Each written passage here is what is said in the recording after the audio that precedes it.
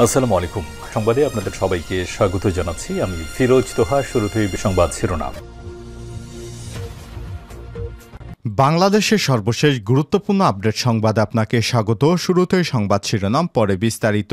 শুরুতেই জানিয়ে দিব, গুলি করল পুলিশ, মামলা হলো সাংবাদিকের নামে। গত 5ই আগস্ট গাজীপুরের কোনাবাড়িতে পুলিশের গুলিতে প্রাণ যায় কলেজ ছাত্র হৃদয় আহমেদের, যার মরদেহের হদিস এখনও পায়নি স্বজনেরা। এই ঘটনায় 26 আগস্ট কোনাবাড়ি থানায় একটি অভিযোগপত্র দায়ের করেন তার ভাই টাঙ্গাইলের গোপালপুরের ইব্রাহিম, যেখানে অভিযুক্ত এএসআই এবং কনস্টেবল সহ 9 পুলিশ সদস্য রয়েছে। ওই দিন অভিযোগটি মামলা হিসেবে নথিভুক্ত করা হয়। এজাহারে 9 পুলিশ সদস্যকে বাদ দিয়ে অন্তর্ভুক্ত করা হয় আওয়ামী লীগ নেতাকর্মী সহ 5 সাংবাদিকের নাম। এরপর জানিয়ে দিব, ছাত্র বিক্ষোভ এবং গণ অভ্যুত্থান। ঢাকার মোহাম্মদপুরে বিক্ষোভকারীদের উপর নির্বিচারে গুলি চালায় নানকের সহকারী সহ 2 কাউন্সিলর। কোটা সংস্কার আন্দোলনকে কেন্দ্র করে গত জুলাই মাসে উত্তপ্ত হয়ে ওঠে রাজধানী ঢাকা। পরে দেশজুড়ে ছড়িয়ে পড়ে এই আন্দোলন। বিক্ষোভ এবং সংঘর্ষের জেরে গত 17 জুলাই রাত থেকে মোবাইল ইন্টারনেট এবং 18 জুলাই রাতে ব্রডব্যান্ড ইন্টারনেট বন্ধ করে দেয় সরকার। তবে ঢাকার বিভিন্ন রাস্তা দখলে নিয়ে বিক্ষোভ দেখাতে থাকেন আন্দোলনকারীরা। এ সময় আওয়ামী লীগের হেভিওয়েট নেতা জাহাঙ্গীর কবির নানকের অনুসারীরা ছাত্রদের প্রকাশ্যে গুলি ছোড়ে।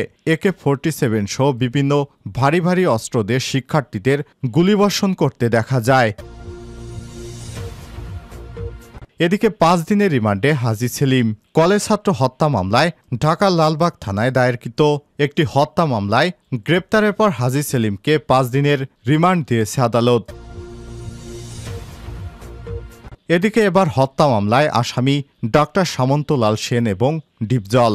বৈষম্যবিরোধী ছাত্র আন্দোলনের সময় রাজধানীর ধানমন্ডি এলাকায় গুলি করে শুভ নামে এক যুবককে হত্যার অভিযোগে সাবেক প্রধানমন্ত্রী শেখ হাসিনা এবং স্বাস্থ্যমন্ত্রী সামন্তলাল সেন এবং অভিনেতা ও ব্যবসায়ী মনোয়ার হোসেন ডিপজল সহ 138 জনের বিরুদ্ধে হত্যা মামলা দায়ের করা হয়েছে।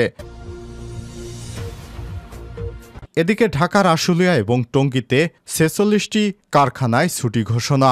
দিনভর শ্রমিক বিক্ষোভে উত্তাল গাজীপুরের টঙ্গী এবং সাভারের আশুলিয়ায় পোশাক কারখানা। বিভিন্ন দাবিতে সড়ক অবরোধ করে বিক্ষোভ ভাঙচুরের ঘটনায় টঙ্গী এবং আশুলিয়াতে অন্তত 46টি কারখানায় ছুটি ঘোষণা করেছে কর্তৃপক্ষ। সোমবার 2 সেপ্টেম্বর সকালে কারখানার শ্রমিক এবং চাকরি প্রত্যাশীদের এই কর্মসূচি শুরু করে। এ অবস্থায় আশুলিয়ার বিভিন্ন এলাকার অন্তত 35টি কারখানায় ছুটি ঘোষণা করেছে সংশ্লিষ্ট কর্তৃপক্ষ। অপরদিকে গাজীপুরে টঙ্গীতে বিক্ষোভ এবং 11টি কারখানা ভাঙচুর করেছে চাকরিচ্যুত শ্রমিকেরা। এ সময় কারখানাগুলোতে ছুটি ঘোষণা করে কর্তৃপক্ষ। এবং সর্বশেষ জানিয়ে দিব, এবার ভিসা ছাড়াই পাকিস্তানে যেতে পারবেন বাংলাদেশিরা। ভিসা ছাড়াই পাকিস্তানে যেতে পারবেন বাংলাদেশি সাধারণ জনগণ। ঢাকায় নিযুক্ত দেশটির হাই কমিশনার আহমেদ মারুফ এ সংবাদ দিয়েছেন। আর সোমবার 2 সেপ্টেম্বর সচিবালয়ে স্বরাষ্ট্র মন্ত্রণালয়ের উপদেষ্টা লেফটেন্যান্ট জেনারেল মোহাম্মদ জাহাঙ্গীর আলম চৌধুরী অবসরপ্রাপ্ত অফিস কক্ষে তিনি সৌজন্য সাক্ষাৎ করেছেন। স্বরাষ্ট্র উপদেষ্টার সঙ্গে আলোচনায় তিনি এসব কথা বলেন। আহমেদ মারুফ বলেন, 2 সপ্তাহ আগে নতুন ভিসা নীতি ঘোষণা করেছে পাকিস্তান।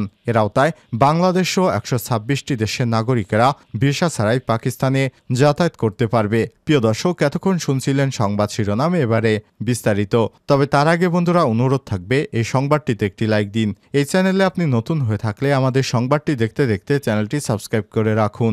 কমেন্ট করে আপনার মূল্যবান মতামত জানিয়ে দিন বন্ধুরা, আপনি বিশ্বের কোন দেশ থেকে বা বাংলাদেশের কোন স্থান থেকে আমাদের সংবাদটি দেখছেন এবং শুনছেন। গুলি করল পুলিশ, মামলা হলো সাংবাদিকের নামে।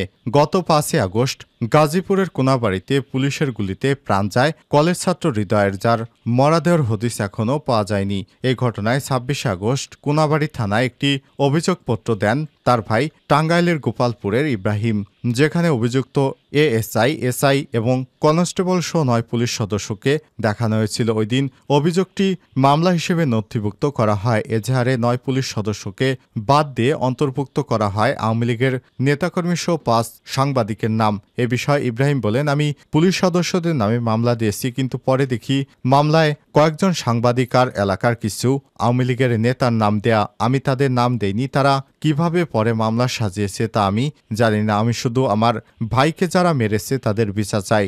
জয়পুরহাটেও সাংবাদিকদের ফাঁসানোর অভিযোগ উঠেছে। গত 31 আগস্ট সদর থানায় হুসাইন আহমেদ নামে এক শিক্ষার্থী অভিযোগপত্র দেন। আসামির তালিকায় আওয়ামী লীগ নেতাকর্মী ছাড়াও নাম দেওয়া হয় 4 জন সাংবাদিকের। হুসাইনের অভিযোগপত্রে বলা হয়েছে তার 2 পায়ে গুলি ছুড়ে 10 নম্বর আসামি আব্দুর রহিম, অথচ তালিকায় 10 নম্বর আসামি হিসেবে আছেন সাংবাদিক হারুনুর রশিদের নাম। ছাত্র বিক্ষোভ এবং গণ-অভ্যুত্থান। মোহাম্মদপুরে বিক্ষোভকারীদের উপর নির্বিচারে গুলি চালায় নানকের সহকারী সহ 2 কাউন্সিলর। কোটা সংস্কার আন্দোলনকে কেন্দ্র করে গত জুলাই মাসে উত্তপ্ত হয়ে ওঠে রাজধানী ঢাকা। পরে দেশজুড়ে ছড়িয়ে পড়ে এই আন্দোলন। বিক্ষোভ এবং সংঘর্ষের জেরে গত 17 জুলাই রাত থেকে মোবাইল ইন্টারনেট এবং 18 জুলাই রাতে ব্রডব্যান্ড ইন্টারনেট বন্ধ করে দেওয়া হয়। তবে ঢাকার বিভিন্ন রাস্তা দখলে নিয়ে বিক্ষোভ দেখাতে থাকেন আন্দোলনকারীরা। কোটা সংস্কার আন্দোলনের অংশ নেয়া ছাত্রদের দমন করতে পুলিশের পাশাপাশি মাঠে নামে র্যাব এবং বিজিবি। এই আন্দোলনের সময় প্রাণহানি হয় কয়েকশো মানুষের। এসব ঘটনায় নিহত এবং আহতদের মধ্যে অধিকাংশই গুলিবিদ্ধ অবস্থায় পাওয়া যায়। গত 5 আগস্ট শেখ হাসিনার দেশ ছেড়ে ভারতে পালিয়ে যাওয়ার পর আন্দোলনের সময় ঘটা বিভিন্ন নৃশংসতার ভিডিও সামনে আসতে শুরু করে। ঢাকা যেসব এলাকায় আন্দোলনকারীদের সঙ্গে আইনশৃঙ্খলা বাহিনী এবং আওয়ামী লীগ, যুবলীগ ও ছাত্রলীগ সহ তৎকালীন সরকার দলীয় এবং নেতাকর্মীদের ভয়াবহ সংঘর্ষ হয়, তার মধ্যে অন্যতম মোহাম্মদপুরের ঘটনা। সম্প্রতি ওই এলাকার সংঘর্ষের বেশ কিছু ভিডিও চ্যানেল 24-এর হাতে এসেছে। সেখানে দেখা যাচ্ছে ঢাকা উত্তর সিটি কর্পোরেশনের 33 নম্বর ওয়ার্ডে কাউন্সিলর এবং স্থানীয় আওয়ামী লীগ নেতা আসিফ আহমেদ, একই ওয়ার্ডের সাবেক কাউন্সিলর এবং আওয়ামী লীগ নেতা তারেকুজ্জামান রাজীব এবং তৎকালীন স্থানীয় সংসদ এবং আওয়ামী লীগের সভাপতিমণ্ডলীয় সদস্য জাহাঙ্গীর কবির নানকের ব্যক্তিগত সহকারী মাসুদুর রহমান বিপ্লব আন্দোলনকারীদের লক্ষ্য করে গুলি ছুড়ছেন। স্থানীয় লোকজন এবং আইনশৃঙ্খলা বাহিনীর একটি সূত্র তাদের পরিচয় নিশ্চিত করেছেন। আন্দোলন চলাকালীন সময় 17 থেকে 19 জুলাই এবং 4 আগস্ট বিক্ষোভে উত্তাল ছিল মোহাম্মদপুর এলাকা। বিশেষ করে মোহাম্মদপুর বাস স্ট্যান্ড থেকে বছিলা সড়ক জুড়ে চলে ধাওয়া পাল্টা ধাওয়া। তখন সরকারি বিভিন্ন বাহিনীর সদস্যরা সশস্ত্র অবস্থায় ছিলেন আর আগ্নেয়াস্ত্র হাতে তাদের সামনে ছিলেন আওয়ামী লীগ এবং এর অঙ্গ সংগঠনের নেতাকর্মীরা। এ সময় প্রকাশ্যে আন্দোলনকারীদের লক্ষ্য করে গুলি করেন তারা। গত 4 আগস্ট বিকেলে গুলিবিদ্ধ হয়ে মারা যায় 14 বছরের এক কিশোর। ওই কিশোরের সঙ্গে থাকা তার খালাতো ভাই জানান, ও আমাদের সঙ্গেই ছিল, আমরা ধাওয়া দিচ্ছিলাম, তখন আমার ভাই পড়ে যায়। এরপর আসিফ কমিশনার ওর মাথায় গুলি করে। পরে আমার ভাই মাটিতে লুটিয়ে পড়ে। তখন আসিফ কমিশনারের কাছে এসে ওকে লাথি মারে। এ সময় তিনি বিক্ষোভ প্রকাশ করে বলেন, আমার ভাইকে এভাবে কেন মারল, আমরা এর বিচার চাই। বিক্ষোভে অংশ নেওয়া গুলিবিদ্ধ একজনের নাম প্রকাশ না করা সত্ত্বে বলেন, আসিফ কমিশনার দৌড়ে এসে গুলি করে আমার সামনে 2 জন মাটিতে শুয়ে পড়ে। তাদের ধরতে গেল আরেকটা গুলি আমার রানে আসে লাগে। তখন আমার পাশে যে ছেলেটা ছিল সে আমাকে ধরতে গেলে তার ডান হাতের এপাশ থেকে গুলি লেগে ওই পাশ দিয়ে বেরিয়ে যায়। অপর এক ভিডিওতে দেখা যায় তৎকালীন স্থানীয় সংসদ সদস্য এবং আওয়ামী লীগের সভাপতিমণ্ডলীয় সদস্য জাহাঙ্গীর কবির নানকের ব্যক্তিগত সহকারী মাসুদুর রহমান বিপ্লব আন্দোলনকারীদের লক্ষ্য করে গুলি ছুটতে ছুটতে এগিয়ে যাচ্ছেন। তার গুলিতে একজনকে মাটিতে লুটিয়ে পড়তে দেখা যায়। গুলিবিদ্ধ ওই ব্যক্তি পরবর্তীতে মারা গেছেন বলে নিশ্চিত করেছে স্থানীয়রা। তবে বিপ্লবের সঙ্গে থাকা অপরজনের পরিচয় নিশ্চিত হওয়া সম্ভব হয়নি। এছাড়াও বছিলা সড়কের পদচারী সেতু উত্তর পাশে একটি ভবন থেকে গুলিবর্ষণ করা হয় বলেও জানিয়েছে কয়েকজন প্রত্যক্ষদর্শীরা। আন্দোলনকারী এক শিক্ষার্থী জানিয়েছেন, আমাদের এখানে লাটমিয়া নামের একজন লোক আছে, তিনি অনেক আগে থেকে সন্ত্রাসী হিসেবে পরিচিত। তার ছেলে জামাল বাসার 2য় তলার ওয়াশরুমের ভেন্টিলেটর দিয়ে নিচের দিকে নিজস্ব রাইফেল দিয়ে গুলি চালায়। এতে 2 জন আহত হয়। পরে ছাত্ররা তার বাসায় গিয়ে আগুন লাগিয়ে দেয়। এগুলো 3-4 আগস্টের ঘটনা বলেও জানায় ওই শিক্ষার্থী। এই ঘটনায় নিহত 14 বছরের ওই কিশোর পরিবার আসিফ আহমেদ এবং তারেকুজ্জামান রাজীব ও মাসুদুর রহমান বিপ্লব সহ 49 জন নাম উল্লেখ করে ঢাকার চিফ মেট্রোপলিটন ম্যাজিস্ট্রেট বা সিএমএম আদালতে একটি মামলা দায়ের করা হয়েছে। তবে এ বিষয়ে জানতে যোগাযোগের চেষ্টা করা হলেও কাউন্সিলর আসিফ আহমেদ এবং সাবেক কাউন্সিলর তারেকুজ্জামান রাজীবের মুঠোফোন বন্ধ পাওয়া গেছে। এবার হত্যা মামলায় আসামি ডাক্তার সামন্তলাল সেন এবং ডিপজল।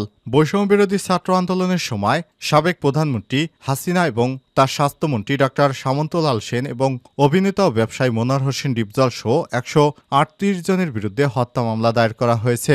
সোমবার 2 সেপ্টেম্বর ঢাকার মেট্রোপলিটন ম্যাজিস্ট্রেট বেগম ফারাদিবা সন্দার আদালতে ভিকটিমের মা রেনু মামলাটি দায়ের করেছেন। মামলার অন্য আসামিরা হলেন ওবায়দুল কাদের, আসাদুজ্জামান খান কামাল, মইনুল হোসেন খান নিখিল, কামাল আহমেদ মজুমদার, ইলিয়াস উদ্দিন মোল্লা, জাহাঙ্গীর কবির নানক, সাদেক খান, ফেরদৌস আহমেদ, গাজী মেজবাউল হক সাচ্চু, সাবিনা আক্তার, তুহিন, নূর আলম সিদ্দিকী, তার ছেলে তাহাজিব আহমেদ সিদ্দিকী, ডায়মন্ড ওয়ার্ল্ড এর ব্যবস্থাপনা পরিচালক দিলীপ কুমার আগরওয়াল, বাংলাদেশ জুয়েলার্স সমিতির সাবেক প্রেসিডেন্ট এনামুল হক খান দোলন ইত্যাদি।